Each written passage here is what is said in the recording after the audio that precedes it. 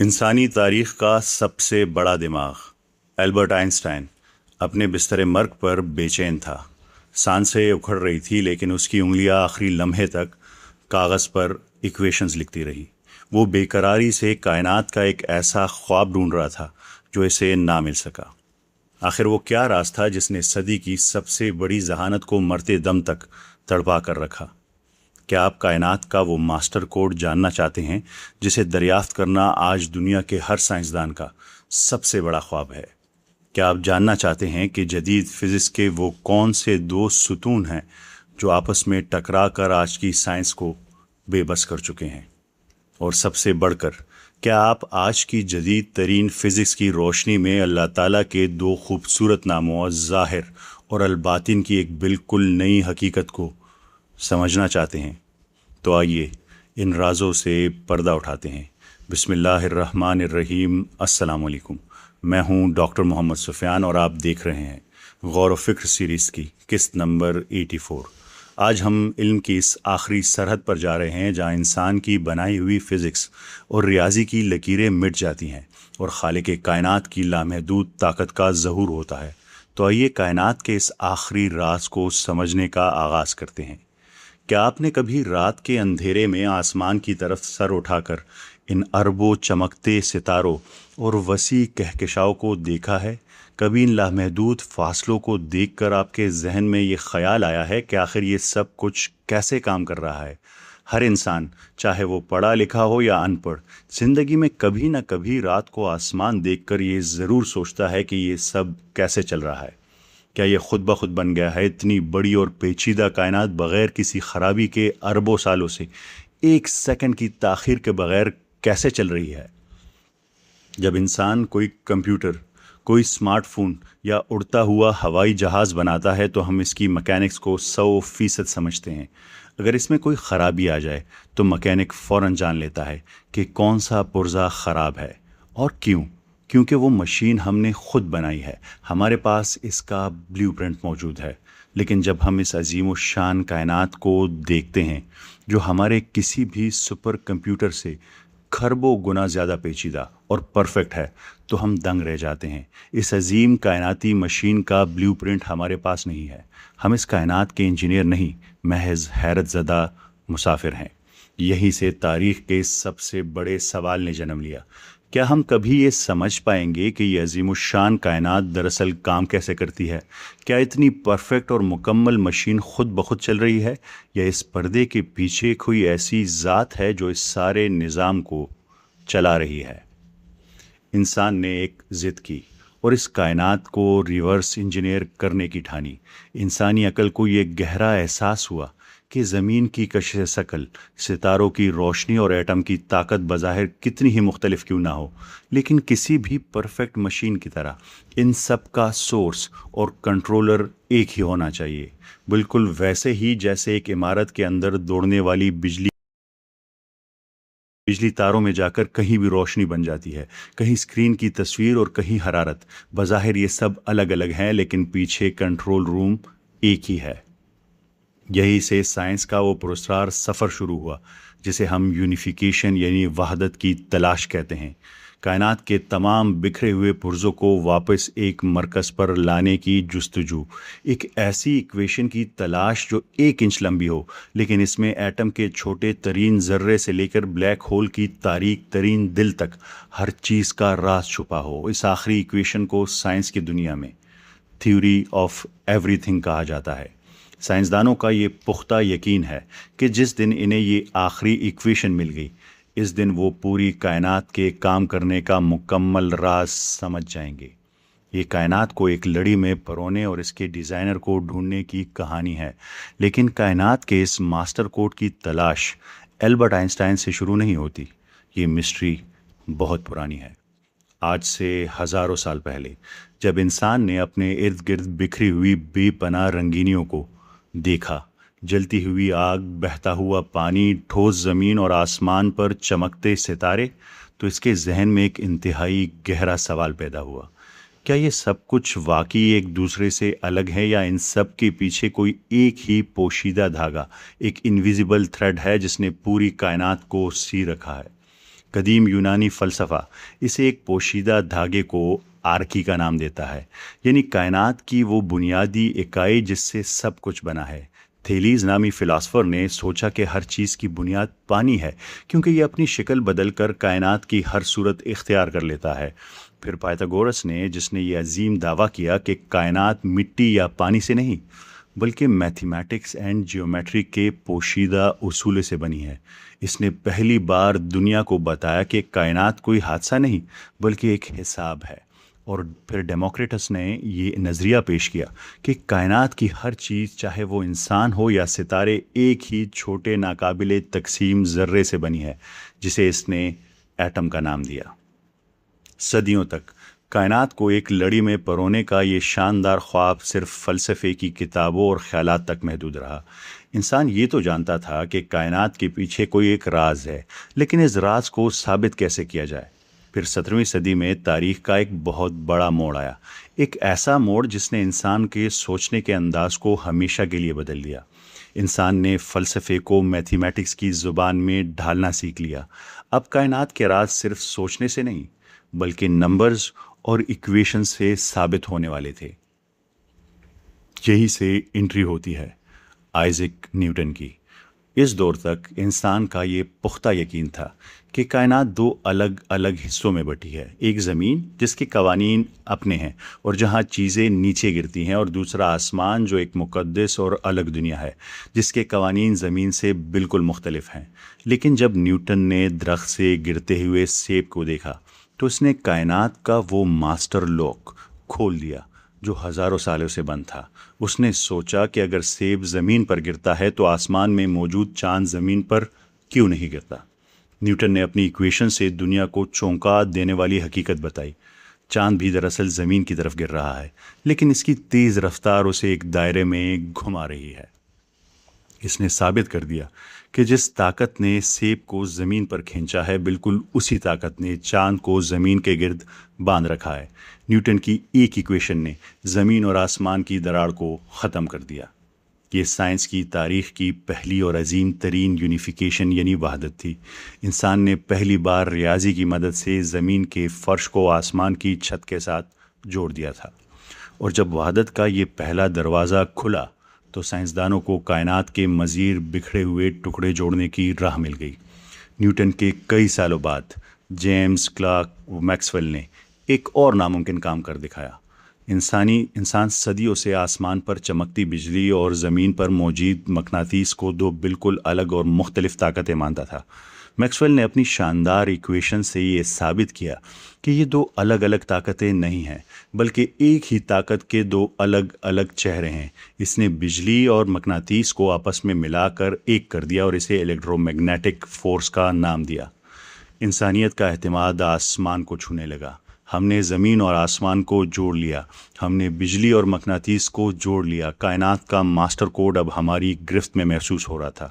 ہم سمجھنے لگے تھے کہ کائنات کی تمام طاقتیں ایک ہی زنجیر کی کڑیاں ہیں۔ یہ وہ مقام تھا جہاں سے انسان نے یہ خواب دیکھنا شروع کیا کہ اگر ہم ان ساری کڑیوں کو ملا دیں تو ہم آخر کار اس تھیوری آف ایوری تھنگ تک پہنچ جائیں گے جس پر یہ پوری کائنات کھڑی ہے۔ اور اسی خواب کو پورا کرنے کے لیے میدان میں اترا 20ویں صدی کا سب سے بڑا دماغ البرٹ آئنسٹائن۔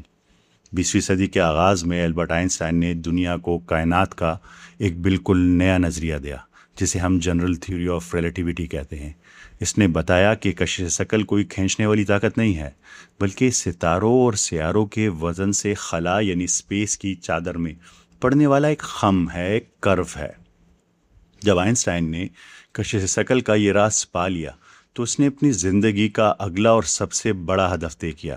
اگر نیوٹن زمین اور آسمان کو جوڑ سکتا ہے اور اگر میکسویل بجلی اور مقناطیس کو، تو کیوں نہ میں ایک ایسی ایکویشن لکھوں جو کشش ثقل یعنی گریوٹی اور الیکٹرو میگنیٹزم کو آپس میں ملا دے۔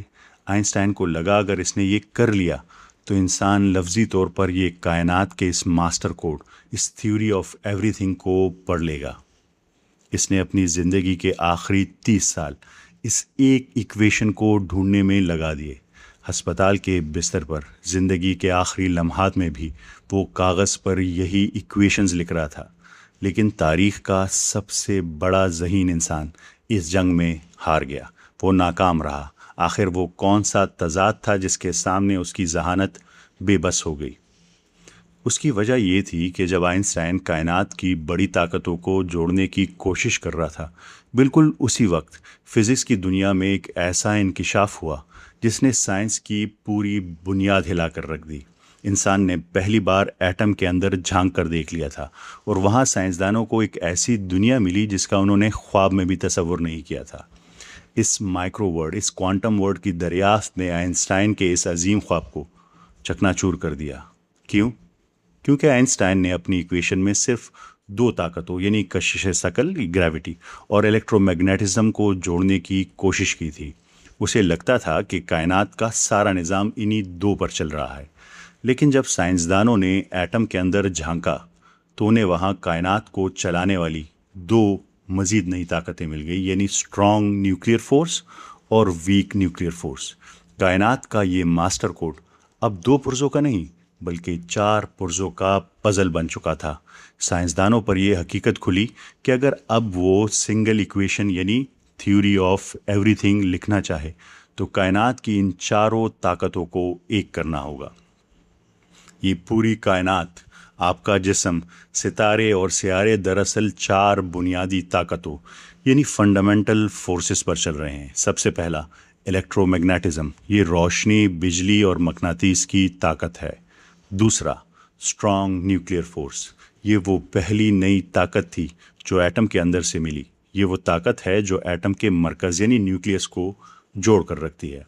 अगर ये ना हो तो दुनिया का हर एटम बम की तरह फट जाएगा।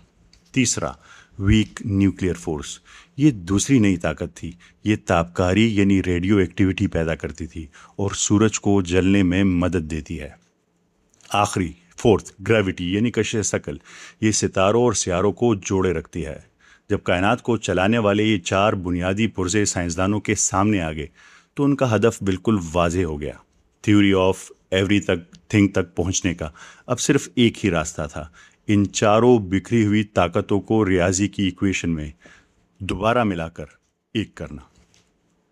बिखरे हुए पुर्जों को जोड़ने के इस नामुमकिन नज़र आने वाले मिशन में कायनात की छोटी दुनिया यानी क्वांटम फिज़िक्स ने साइंसदानों को एक हैरत अंगेज़ कामयाबी दी।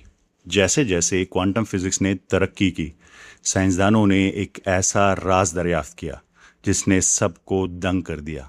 उन्होंने देखा कि कायनात की पहली तीन ताकतें यानी electromagnetism, strong and weak nuclear force बज़ाहिर जितनी भी मुख्तलिफ नज़र आती हैं, दरअसल वो एक ही ज़ुबान बोलती हैं। ये तीनों एक ही ख़ानदान का हिस्सा है और क्वांटम मैकेनिक्स के उसूलों पर चलती हैं। काम करने का इनका तरीका बिल्कुल एक जैसा है। ये ताकतें अपना काम करने के लिए एक दूसरे की तरफ छोटे छोटे ज़र्रात यानी पार्टिकल्स फेंकती है। चूँकि इन तीनों का उसूल, तरीका और ज़ुबान एक थी, इसलिए साइंसदानों ने बड़ी कामयाबी से इन तीनों को रियाजी यानी मैथमेटिक्स की एक ही इक्वेशन में परो दिया। इंसान का ख्वाब सच हो रहा था। चार में से तीन ताकतें आपस में जुड़ चुकी थी। इंसान को लगा कि अब कायनात का आखिरी राज बस चंद कदम की दूरी पर है। लेकिन जब साइंसदानों ने कायनात की चौथी और सबसे अहम ताकत यानी ग्रेविटी को इस इक्वेशन में शामिल करने की कोशिश की तो सब कुछ बिखर गया। ग्रेविटी ने इनके साथ मिलने से बगावत कर दी। आखिर ग्रेविटी ने बगावत क्यों की? इसकी वजह ये थी कि आइंस्टाइन अपनी जनरल थ्योरी ऑफ रिलेटिविटी में ये साबित कर चुका था कि ग्रेविटी बाकी तीनों की तरह कोई ज़र्रा या पार्टिकल नहीं है।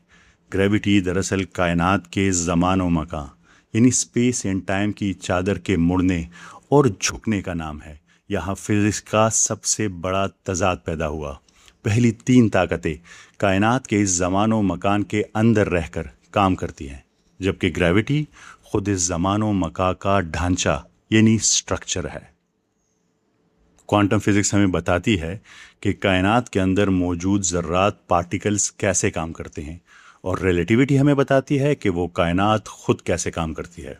जब साइंसदानों ने क्वांटम दुनिया के छोटे ज़र्रात की इक्वेशन को कायनात के इस अजीम ढांचे ग्रेविटी की इक्वेशन के साथ ज़बरदस्ती मिलाने की कोशिश की तो रियाजी मैथमेटिक्स क्रैश कर गई। दोनों के उसूल एक दूसरे से इतने मुख्तलिफ थे कि जब इन्हें एक साथ कागज़ पर हल किया गया तो जवाब आम नंबरों की बजाय इन्फिनिटी आने लगा। और फिज़िक्स की दुनिया में जब किसी इक्वेशन का जवाब इन्फिनिटी आ जाए तो इसका मतलब है कि साइंस अंधी हो चुकी है और आपकी थ्योरी मुकम्मल तौर पर फेल हो चुकी है। यहाँ एक इंतहाई अहम सवाल पैदा होता है, दुनिया भर के साइंसदान आखिर इन दोनों थ्योरीज यानी रिलेटिविटी और क्वांटम मैकेनिक्स को मिलाने के लिए इतने बेचैन क्यों हैं? क्या कायनात को इनके बगैर नहीं समझा जा सकता? इसका जवाब है नहीं। साइंसदान कायनात के काम करने के मुकम्मल तरीके यानी इसके फंडामेंटल मैकेनिक्स को समझना चाहते हैं। और साइंसी तौर पर हम जानते हैं कि जब ये कायनात शुरू हुई यानी बिग बैंग के वक्त तो ये पूरी कायनात एक एटम से भी छोटी थी। उस वक्त दर्जा हरारत और दबाव इतना ज़्यादा था कि कायनात की चारों बुनियादी ताकतें यानी gravity, electromagnetism, strong nuclear force और वीक न्यूक्लियर फोर्स अलग अलग नहीं थी, बल्कि वो पिघल कर एक सिंगल फोर्स बनी हुई थी। जैसे जैसे कायनात फैली और ठंडी हुई, ये ताकतें एक दूसरे से अलग हो गई।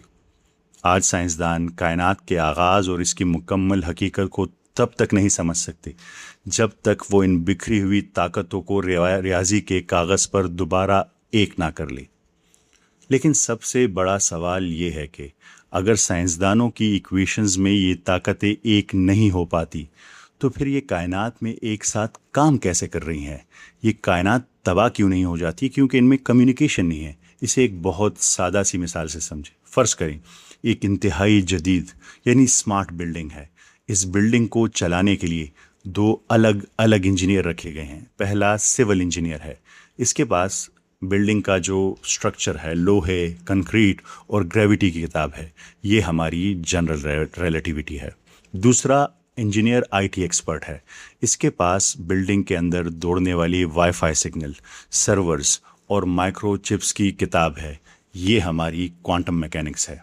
अब अगर आप सिविल इंजीनियर का वाईफाई का कोड देंगे तो इसे समझ नहीं पाएगा, और अगर आप आईटी एक्सपर्ट को सुतून का वज़न नापने के डायमेंशंस के स्ट्रक्चर का कहेंगे तो इसके सर्वर्स काम नहीं करेंगे। दोनों की किताबें, दोनों के कवानीन एक दूसरे से बिल्कुल मुख्तलिफ हैं, वो एक दूसरे से बात नहीं कर सकते।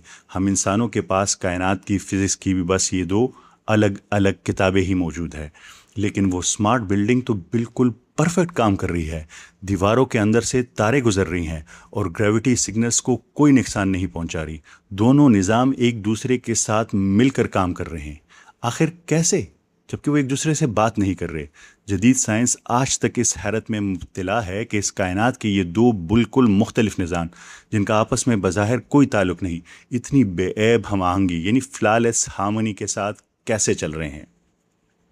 साइंसदानों की ये उलझन सिर्फ उस वक्त दूर हो सकती है जब वो एक अहम तरीन इम्कान पर गौर करें, उसकी पॉसिबिलिटी को देखें। क्या ये मुमकिन है कि इन दोनों इंजीनियर्स के पीछे एक चीफ आर्किटेक्ट मौजूद हो?